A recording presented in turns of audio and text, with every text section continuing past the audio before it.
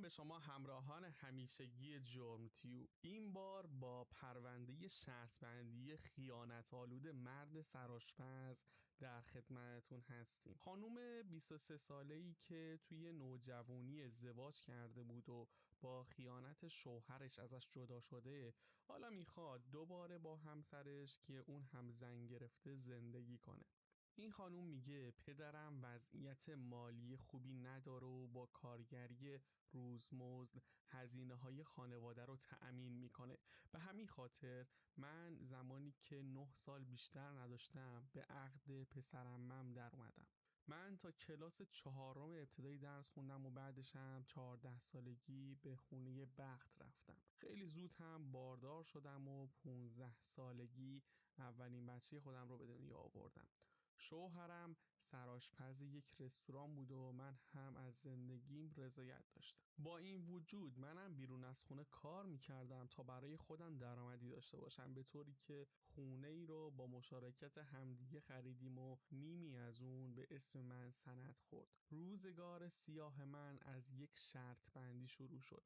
همسرم با منشی رستوران درباره یه سرآشپز جدید شرط بندی کرده بود که اون در هر ساعت حدود 1000 سیخ کباب رو تهیه میکنه، ولی اون دختر ادعای اون رو رد میکرد. وقتی شوهرم شرط رو باخت، هر دو به کافی شاپ رفتن تا هزینه ها رو شوهرم پرداخت کنه، ولی این شرط بندی موجب رفت آمد و معاشرت بیشتر اونا شد، اونقدر که من فهمیدم ارتباط اونا به صورت غیر متعارف ادامه داره. این بود که با اون دختر تماس گرفتم و با اون در یکی از مناطق تفریحی قرار گذاشتم. اون روز شوهرم هم اومده بود. من با اونا اتمام حجت کردم و به شوهرم هم گفتم یا باید من رو انتخاب کنی یا اینکه با این دختر باشی.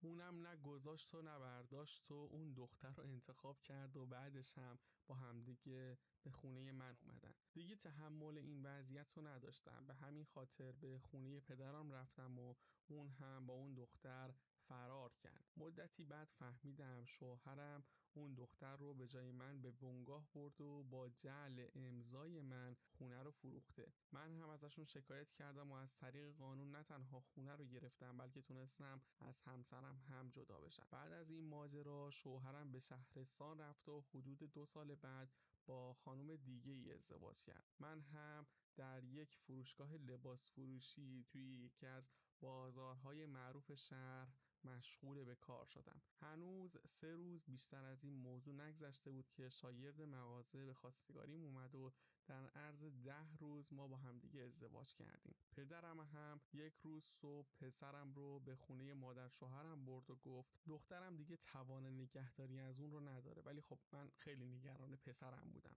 تو همین شرایط باردار هم شدم، ولی چون شوهرم جوونی بی‌مسئولیت بود و به خونه و زندگی اهمیتی نمیداد، فرزندم رو سخت کردم. اون خیلی مؤدب و خوش اخلاق بود و طوری رفتار میکرد که من رو از صمیم قلب دوست داره، اما حتی قصد نداشت خونه کوچیک برای من اجاره کنه و هر دوتای ما تو خونه 5 متری پدرم داشتیم زندگی میکردیم و من از نگاه‌های سرزنش آمیز پدرم خب زجر میکشیدم. به همین خاطر هم تقاضای طلاق دادم. دوباره با همسر سابقم تماس گرفتم که با همدیگه زندگی کنیم.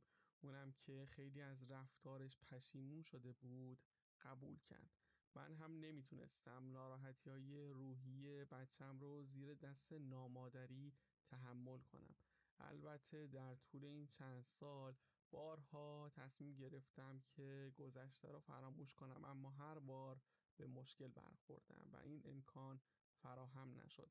الان هم قصد دارم مدتی رو به صورت عقد موقت باهاش زندگی کنم تا شرایط بهتری فراهم بشه.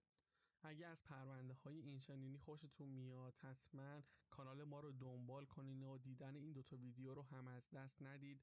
لایک ما هم یادتون نره. تا انتشار یک پرونده دیگه، خدا نگهدار.